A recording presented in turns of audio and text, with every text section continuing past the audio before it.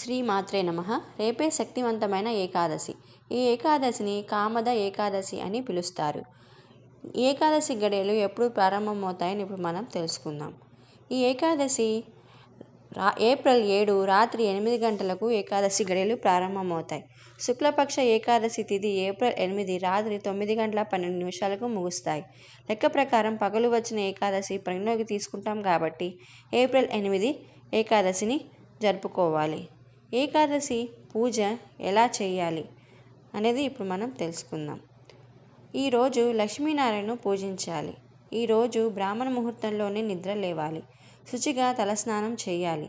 పూజకు శ్రీహరి చిత్రపటాన్ని ఒక పసుపు వస్త్రం మీద పెట్టి పూలతో అలంకరణ చేయాలి. ఉపవాసం ఉండేవాళ్ళు ఉపవాసం దీక్ష తీసుకోవాలి. స్వామివారికి పంచామృతాలు, అరటిపండు, తులసి దళాలు సమర్పించాలి. విష్ణు చాలీసా, విష్ణునామాలు, కామద ఏకాదశి కథను చదువుకోవాలి. చివరిగా నైవేద్యం సమర్పించి హారతి ఇవ్వాలి. ఈరోజు సాయంత్రం తులసి కోట దగ్గర నెయ్యితో దీపం వెలిగిస్తే చాలా మంచిది. ఈరోజు రాత్రి నిద్రపోకుండా జాగరణ చేస్తూ విష్ణుమూర్తి స్తోత్రాలు చదివితే విష్ణుమూర్తి అనుగ్రహం మన మీద ఉంటుంది.